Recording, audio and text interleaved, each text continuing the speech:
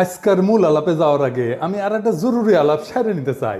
পার্বত্য চট্টগ্রাম নিয়ে আমার আলাপে একটা জিনিস বাদ পড়েছে, এটা বলে রাখা দরকার। যারা আগে দেখেন না ভিডিওটা দেখতে পারেন, এইখানে আমি মোটা দাগে আলোচনা করছি কিভাবে পার্বত্য চট্টগ্রাম সমস্যার সমাধানের পথে আগানি যায়।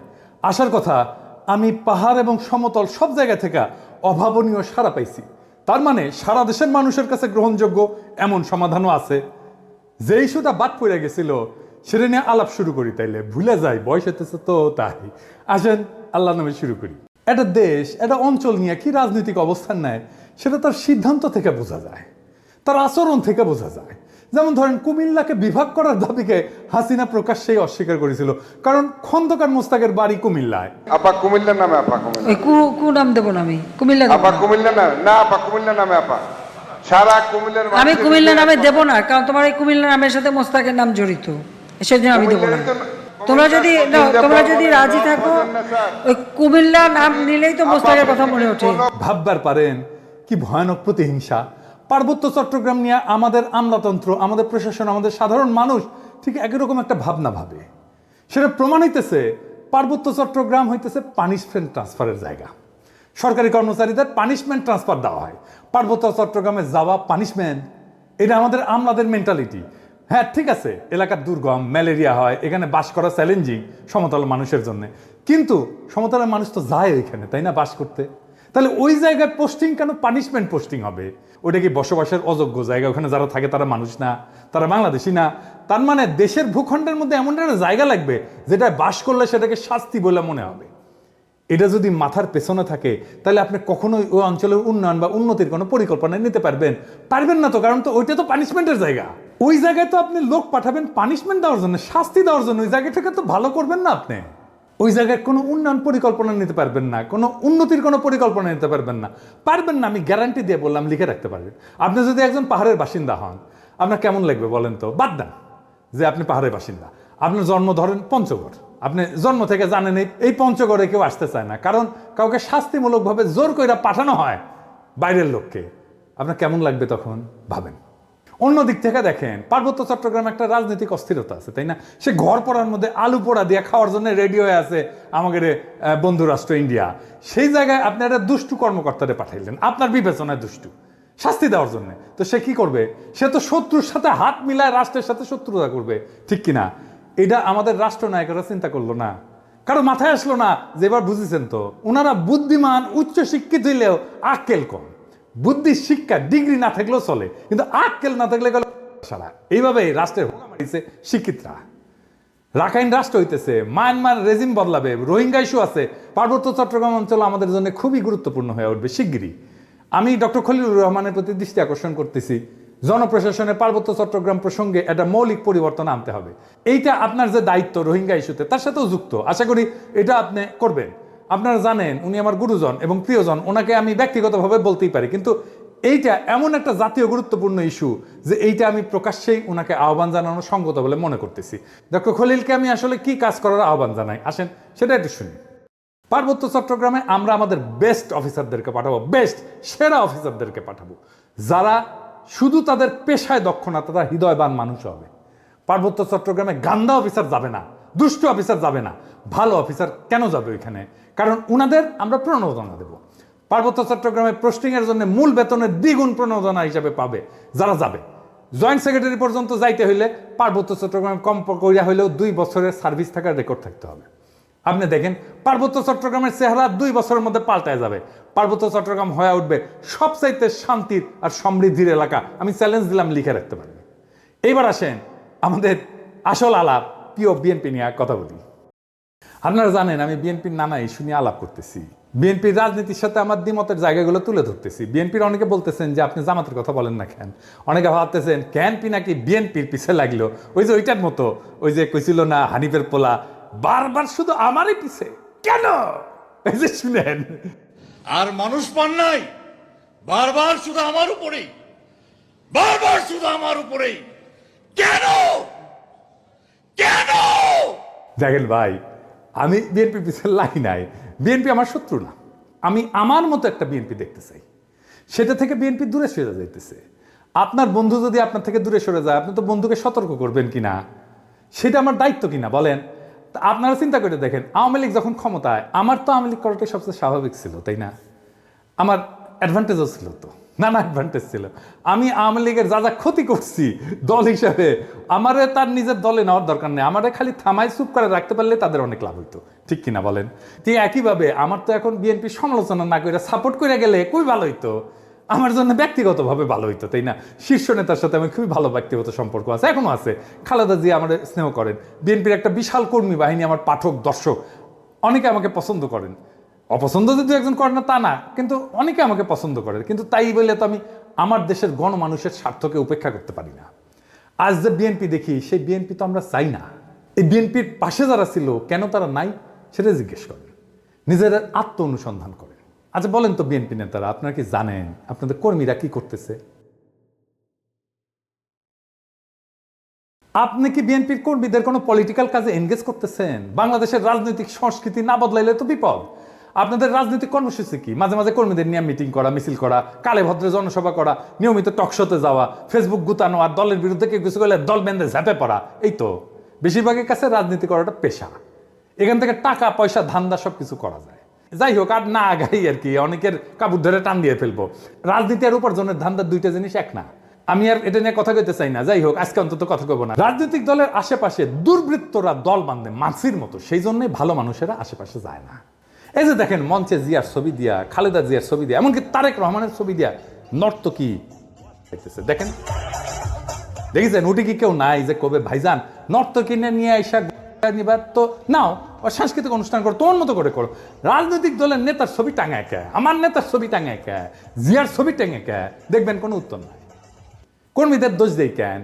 খোদ তারেক রহমানের সভায় বিএনপির শীর্ষ নেতাদের উপস্থিতিতে ওখানে তো নর্তকী আনতে পারে না, কিন্তু ওই নর্তকীর মতো একজন আনছে রোবায়েত ফেরদৌস, জিয়া বন্দনা করিচ্ছে। দেখেন 1975 সালের বাকশালে 4টি পত্রিকা রেখে সমস্ত পত্রিকাকে বন্ধ করা হয়েছিল, গণমাধ্যমের কণ্ঠরোধ করা হয়েছিল। শুনলে অবাক হবেন, সেই সময়কার সাংবাদিকতা ইতিহাস পড়ে আমি দেখেছি সাংবাদিকরা মুদি দোকান দিচ্ছে, তারা হচ্ছে ভ্যানে দোকান দিয়ে তাদের জীবন জীবিকা, হাজার হাজার সাংবাদিক বেকার হয়ে গেছে। এই যে সাংবাদিকতা পেশার যে ডিগনিটি, তাদের যে মত প্রকাশ ভাব প্রকাশের স্বাধীনতা, এটা ফেরত নিয়ে আসছেন কে? একজন সামরিক শাসনের লোক হয়ে, সামরিক ব্যারাক থেকে এসে শহীদ প্রেসিডেন্ট জিয়া রহমান কিন্তু এই যে বহুদলীয় গণতন্ত্রের কথা আমরা বলি, বহু সংবাদপত্রের কথা বলি, বহু মতের কথা বলি, সেটা কিন্তু তিনি আমাদের জন্য নিশ্চিত করেছেন। বিএনপি পর্যন্ত শেষ, বিএনপি বিরোধী থাকার পরে যে নির্বাচন যেটা হয়েছে, সেই নির্বাচনটুকু যা হয়েছে ফাইন। এখানে খুব বেশি কারচুপি জালের কোনো সুযোগ ছিল না। এগুলো আমার কাছে খুব গুরুত্বপূর্ণ। আমি যতটুকু দেখেছি, ভোট যা হয়েছে মোটামুটি ভালোই হয়েছে। ওই আওয়ামী লীগের সঙ্গে স্বতন্ত্র প্রার্থীদের, প্রতিদ্বন্দ্বীদের ভোট যা হয়েছে সেটা মোটামুটি ভালো ভোটই হয়েছে। আমি 2-1টা আসন আমার নিজের এলাকায় দেখেছি, ঘাম বেরিয়ে গেছে। আওয়ামী লীগের যে প্রার্থী, তার বেরিয়ে যেতে প্রচন্ড ঘাম বেরিয়ে গেছে। এই রোবায়েত ফেরদৌসের জিয়া বন্দনা, এটা তো ওই নর্তকীর চাইতে অশ্লীল। রোবায়েত ফেরদৌস বিএনপি ক্ষমতায় আসলে সার্ভিস দেবে বিএনপির, তাতে কোনো সন্দেহ নাই। হ্যাঁ, কিন্তু বিএনপির কেন এরকম একজন লুম্পেন ইন্টেলেকচুয়ালকে মঞ্চে জায়গা দিতে হয়, এইখানেই সংকটটা, বুঝছাও? আবার দেখেন, এই যে মোয়াজ্জেম হোসেন আলাল, অত্যন্ত শ্রদ্ধাভাজন রাজনৈতিক ব্যক্তিত্ব, আমি অত্যন্ত পছন্দ করি উনাকে। উনি কইতেছেন জয় বাংলা আওয়ামী লীগের স্লোগান না, মুক্তিযোদ্ধাদের স্লোগান। তার মানে বিএনপি জয় বাংলা স্লোগান দিবে মুক্তিযুদ্ধের নামে। তাছাড়া জয় বাংলা স্লোগানকে ডিফেন্ড করতে আসে কেন আলাল ভাই, বলেন তো? উনি তো ছোটখাটো নেতা না। এইবার দেখেন, ওই যে ফজলুর রহমান, ওর যে মারিছিলাম, ঝাড়ি দিছিলাম না, ওই মালটা কলে থামেনি, বুঝেছেন? আসেন ফজলুর রহমানকে দেখে, খালেদা জিয়ার উপদেষ্টা ফজলুর রহমান ওয়াজের বিরুদ্ধে বক্তব্য দিতেছে, শুনেন। কোন দেশে এইভাবে মাইক লাগায় সারা রাত শুধু রাজনৈতিক বক্তৃতা হয়, যার নাম কয় ইসলাম? এটা তো একটা ওয়ারান দেশ পাইছে, যা ইচ্ছা তা বলতেছে মৌলানা মৌলবীরা, এবং হেলিকপ্টারে যাইতেছে, গাড়িতে যাইতেছে, লাখ লাখ টাকা নিতেছে। এটা তো একটা ব্যবসা বাণিজ্যের ব্যাপার। এবং এরা তো দুনিয়ার সমস্ত কালচার শেষ করে, বাঙালির যে কালচার, শিক্ষা, সংস্কৃতি, নাটক, যাত্রা, গান, বাউল, মাজার সব শেষ করে দিতেছে। তারা কি চায়? তারা এই দেশে কিছু থাকবে না, সমস্ত বাগানে। তার কণ্ঠে তো সেই নাস্তিকদের প্রতিধ্বনি, তার কণ্ঠে তো সেই বামেদের প্রতিধ্বনি, সেই ফেরাউন নমরুদের প্রতিধ্বনি। এইসব হইতেছে কি? চারিদিকে কি হইতেছে? দেখে মনে হইতেছে না যে আওয়ামী লীগ আমলে যা যা শুনতেন, যা যা শুনতেছিলেন, এখন বিএনপি সেটাই করিচ্ছে। শুধু বিএনপি মাইক বাজায়, ওই যে সোহরাওয়ার্দীর বডিগার্ডের ভাষণ না বাজাইতে শুরু করে, এটাই তো আমার চিন্তা এখন। এই ফজলুর রহমান তো খালেদা জিয়ার উপদেষ্টা, সে খালেদা জিয়াকে কি উপদেশ দিবে, কি করাই নিবে খালেদা জিয়াকে উপদেশ দিয়া, সেটা কে আল্লাহ জানে। আপনি এখন কইবেন খালেদা জিয়াকে কইলেই শুনবেন উনি। আপনাদের একটা জিনিস জানায় রাখি, উনি খুবই ডেমোক্রেটিক লিডার। উনার আশেপাশে দায়িত্বশীলদের পরামর্শ উনি শোনেন এবং সে অনুযায়ী কাজ করেন। উনি বোঝেনও যদি যে কাজটা করা উচিত না, তারপরে উনি করেন এটা। খালেদা জিয়ার লিডারশিপ কোয়ালিটির এটা একটা গুরুত্বপূর্ণ দিক, যে উনি ডেমোক্রেটিক্যালি সিদ্ধান্ত, ওনার নিজের সিদ্ধান্ত যদি এটার বিরুদ্ধেও হয়, তারপরেও দলের লোকেরা, অন্যান্য দায়িত্বশীলরা যেটা বলবে সেটাই উনি করবেন। এই প্রসঙ্গে একটা ঘটনার কথা উল্লেখ করি, যা আমি ওই ঘটনায় যুক্ত একজনের কাছ থেকে শুনছি, বলে না হর্সেস মাউথ। বিষয়টা জানলে আপনারা বুঝবেন কেন আমি ফজলুর রহমানের এই অ্যাটিটিউডে বিচলিত হচ্ছি। গল্পটা আর এক ফজলুর রহমানকে নিয়ে, বীর ফজলুর রহমান, বিডিআর এর জেনারেল ফজলুর রহমান। আপনারা ওনাকে চেনেন, রেসপেক্ট করেন, কিন্তু আমি জানি না যে ওনার সমস্ত কীর্তি, ওনার সমস্ত গৌরব এটা জানেন কিনা।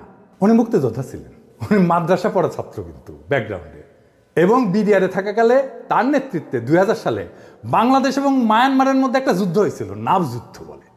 বাংলাদেশের একজন সেনারও মৃত্যু হয়নি, কিন্তু মায়ানমারের 650-র উপরে সৈন্য নিহত হয়েছিল। মায়ানমার পরাজয় মেনে নিয়ে শান্তি চুক্তি করছিল। 2001 সালে ভারত একটা জায়গা জোরপূর্বক দখল করে নিয়েছিল, সিলেটের পাদুয়ায়। এটা উদ্ধার করে 72 সালে এটা দখল করছিল। 72 থেকে 2001 সাল পর্যন্ত বিএসএফ এর দখলে ছিল ওই অঞ্চলটা, বাংলাদেশের ভূখণ্ড। আবার 2001 সালে 18 এপ্রিল ভারতের কুড়িগ্রাম জেলার রৌমারী উপজেলায় বড়বাড়ি বিডিআর ক্যাম্প দখলের জন্য বাংলাদেশের অভ্যন্তরে বিএসএফ আগ্রাসন চালায়। উনার নেতৃত্বে বিডিআর বাহিনী অনুপ্রবেশকারী বিএসএফ এর দলকে পরাজিত করে এবং অনেক বিএসএফ এর জওয়ান মারা যায়, এবং বিএসএফ ওই ঘটনার জন্য এই জেনারেল ফজলুর রহমানকে বিশেষভাবে দায়ী করে। উইকিপিডিয়াতে একটা ঘটনা লিখিছে, ওই যে ফজলুর রহমানের কে নিয়া সুপু আছে না, ওই যে সুপু প্রেসিডেন্ট, বিএনপি প্রিয় প্রেসিডেন্ট আর কি, ওই যে 1975 সালে 20 আগস্ট সোহরাওয়ার্দীর বডিগার্ডের জয় বাংলা করে যাওয়ার প্রতিবাদ করতে গিয়ে গ্রেপ্তার হয়ে জেলখানায় নিয়ে যাওয়া হয়। সেখানে সে লিখিচ্ছে ফজলুর রহমান নাকি তাতি মারতে মারতে কইছিল, এই বেটা তোর বঙ্ক বল্টু কোথায়, উঠি লিখিছে, উনি নিজে লিখিছে, উনি লিখিছে উনি নাকি পাকিস্তানি ফেরত সামরিক অফিসার, এটা সুপু নিজেই লিখিছে। তবে এটা ভুল। আমি জেনারেল ফজলুর রহমানকে জিজ্ঞেস করেছিলাম যে ফজলুর ভাই এটা কি আপনি করেছিলেন, আমাকে পাশাত লাথি মারিছিলেন? তো বললেন পিনাকি তোমাকে মনে হয় আমি এই কাজ করতে পারি। সুপু যার কথা লিখেছে সেই লোক হইতেছে 15 ইস্ট বেঙ্গল রেজিমেন্টের, নাম হইতেছে ফজলুর রহমান ফারুক। উনি এখনো বেঁচে আছেন কিন্তু। আর উনি ফজলুর রহমান ছিলেন 10 ইস্ট বেঙ্গল রেজিমেন্টের, এবং বরং উনারে ডেকে আনা হয়েছে, যে চুপপুরে ধরা হয়েছে, যাই উনি ছাড়াইছেন চুপপুরে। যাই হোক, উনি আর্মি থেকে কিভাবে বিদায় নিলেন এটা জানেন? আসেন সে আলাপটা করি। উনাকে বাধ্যতামূলক অবসরে পাঠানো হয়েছিল। পাঠাইছিল কে জানেন? কে জানেন? হাসিনা না, খালেদা জিয়ার সরকার। খালেদা জিয়াকে কয়েকজন জেনারেল এই বুদ্ধি দিছিল। কোন কোন ইন্ডিয়াপন্থী জেনারেল এই বুদ্ধিটা দিছিল তাদের নামটা বললাম না, আমি সবার নাম জানি। মনে রেখেন, এটা আমার জেস্টার অফ গুডউইল। বললে কলে সিপাহী জনতার মাইর খাইয়া ভত্তা হইয়া যাবেন, আমি কইলাম না সেজন্য। ইন্ডিয়া পাদুয়ায় রৌমারিতে বীরত্বের বদলা নিল কি দিয়া? তার বাধ্যতামূলক অবসর পাঠায়। কার হাত দিয়া? খালেদা জিয়ার হাত দিয়া। কি কি যুক্তি দিছিল ওই জেনারেলরা জানেন? আসলে এদের হচ্ছে মাদ্রাসা ঘৃণা। যেহেতু উনি মাদ্রাসা ব্যাকগ্রাউন্ড থেকে আসছে, সেই জন্য মাদ্রাসা এলিটরা পছন্দ। আমি এই জন্যই এলিটদের দেখতে পারি না। ভয়ঙ্কর মাদ্রাসা ঘৃণা এলিটদের মধ্যে। ও কইছিল যে উনি নাকি মডার্ন ওয়ারফেয়ারের কিছুই জানেন না, উনি মাদ্রাসা ব্যাকগ্রাউন্ডে। জেনারেল ফজলুর রহমানের মতো গৌরবজনক লড়াইয়ের ইতিহাস কয়জন জেনারেলের আছে বাংলাদেশ সেনাবাহিনীর? দেশের মাটি উদ্ধার করে দিল, দেশের সার্বভৌমত্ব রক্ষা করলো, আর তাকে পুরস্কৃত করা হলো বাধ্যতামূলকভাবে অবসরে পাঠায়। এই যে ফজলুর রহমানের মতো উপদেষ্টা খালেদা জিয়া যদি থাকে না, তাহলে এদের দিয়া ইন্ডিয়া প্রতিশোধ নেবে। খালেদা জিয়ারে যেমন করে সাইন করে দিছে বাধ্যতামূলক অবসরে ফজলুর রহমানের, তারেক রহমানও সাইন করে দিবে। এখানেই আমার ভয়। বিএনপি শুধু না, জামাতকেও বলতেছি, জনগণের সাথে আপনাদের ন্যূনতম 4 দফার চুক্তি করতে হবে। আপনারা নির্বাচন করবেন, যাই করবেন, তার আগে 4 দফা চুক্তি করতে হবে জনগণের সাথে। ভোটই একমাত্র ক্ষমতায় যাওয়ার পথ না। জনগণের সাথে আপনার এগ্রিমেন্ট কি? আপনার ম্যানিফেস্টো না, আপনাকে জনগণের সাথে এগ্রিমেন্ট করতে হবে। এবং আমি যে এগ্রিমেন্টের কথা বলতেছি, এটা জনগণের চাওয়া, দরকার হলে আমি ভোট নিয়ে দেখাই দিতে পারবো। এবং দেখবেন জনগণ কিভাবে আমার এই 4 দফাকে সমর্থন করে। 1 নম্বর দফা, আওয়ামী ফ্যাসিবাদকে চিরতরে কবর দিতে হবে। 2 নাম্বার, ভারতীয় আধিপত্যবাদের চিরতরে অবসান ঘটাইতে হবে। 3 নাম্বার, একটা সাম্যের সমাজ তৈরি করতে হবে। 4 নাম্বার, একটা ইনসাফের রাষ্ট্র কায়েম করতে হবে। এই 4টা ভেরি সিম্পল। এই ফ্রেমের মধ্যে থাকলে সেটাই হবে জনগণের সাথে চুক্তি মানা। এর বাইরে, এই বাউন্ডারির বাইরে যাইতে পারবেন না। কথা ক্লিয়ার। আমাদের ঠেকানোর চেষ্টা করতে পারেন, আমরা সর্বশক্তি দিয়ে আমরা বাধা দেওয়ার চেষ্টা করব। ফাইনালি আমার ক্ষুদ্র ভ্রাতাদের জন্য ওরা গতকাল রাশন ট্রাক দেখে হেভি খুশি হয়েছে, হ্যাঁ, যে আমরা রাশন ট্রাকে কিনবো, এটা গেলে সিদ্ধান্ত হয়ে গেছে। তো এটা হইতেছে রাশন ট্রাকের পেজ। এটা সাহেব দেখা দেন, নানা মডেলের ট্রাক আছে এটি। হ্যাঁ, দেখিস কত সুন্দর সুন্দর রাশন ট্রাকের মডেল দেখিস? হ্যাঁ হ্যাঁ, দেখে দেখে আমার ক্ষুদ্র ভ্রাতাদের চোখ চকচক করিচ্ছে। মনে হচ্ছে এখনই ঝ্যাপে পরে ট্রাক চালাবি। হেভি ড্রাইভিং এর লাইসেন্স আছে বেটা? হ্যাঁ, আগে লাইসেন্স হোক তারপরে ট্রাক চালানি। আচ্ছা, এইটা সাহেব ট্রাকের ভিডিও দেখেন না এটা? হ্যাঁ, দেখেছেন হাউস করিছে আমার ক্ষুদ্র ভ্রাতারা। ওই দেখবেন এরপরে ওই পেজে লাইক টাইক দিয়ে ভাইসে দিবি আর কি। দেখেন, আরো দেখবেন, দেখেন এগুলা করবেন কি? প্রিন্ট করবেন।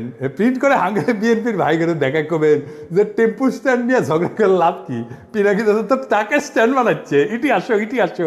আমার ক্ষুদ্র ভ্রাতারা কবে দাদা হইলে কি বুড়া বয়সে মাথা মুথা খারাপ হয়ে গেল কে? এই এত উত্তেজিত কে? ওই যে বিএনপির মঞ্চ আর এই রাশন ট্রাক দুইটাই বেচছে আসলে, কিন্তু দুইটার গুণগত তফাৎ আছে। রাজনীতিও ইনকা ওর সাথে টেম্পু স্ট্যান্ডই আসবে, ওটাই কালচার। ট্রাক চালাবার পারবে না। আগামীর রাজনীতি হচ্ছে রাশন ট্রাক চালানোর রাজনীতি। ওই রাজনীতি কেমনে নির্মাণ করতে হয় সেটাও দেখাই দেব। আর বাংলাদেশকে আমরা ওই দিকে নিয়ে যাব ইনশাল্লাহ। ইনকিলাব জিন্দাবাদ।